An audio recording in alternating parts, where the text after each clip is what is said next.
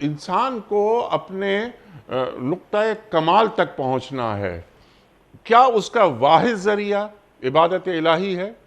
اس میں تو کوئی شک نہیں انیک صاحب کہ انسان کا جو نقطۂ کمال ہے جی، وہ اپنے خالق کی رضا حاصل کرنا ہے۔ سبحان اللہ، سبحان انسان کی نقطۂ کمال یہی ہے۔ سبحان اللہ۔ جنت تو ایک جگہ ہے نا جی، جنت تو ایک جگہ ہے، اور ہم انکار نہیں کرتے۔ جنت بھی یقیناً اللہ تعالیٰ کی نعمتوں میں سے ایک نعمت ہے جو انسانوں کو میسر ہوگی، یقیناً اس کے فرما برداروں کو۔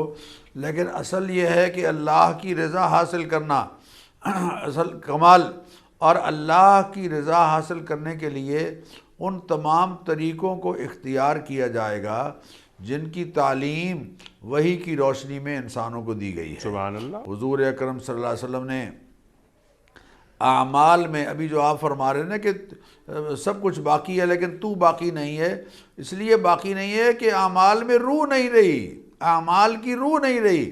آپ صلی اللہ علیہ وسلم نے ایک موقع پر نماز کا ذکر کیا اور روزے، زکوٰۃ، حج، زکوٰۃ، صدقات، خیرات، وَذَكَرَ سِهَامَ الْخَيْرِ كُلَّهَا، خیر کے جتنے کام ہیں ان سب کا آپ صلی اللہ علیہ وسلم نے تذکرہ کیا اور فرمایا یجزا یوم القیامت الا بقدر عقلہ، کہ انسانوں کو ان اعمال کی جزا ملے گی جو شعوری کیفیت کے ساتھ بجا لائے گا۔ اللہ، سبحان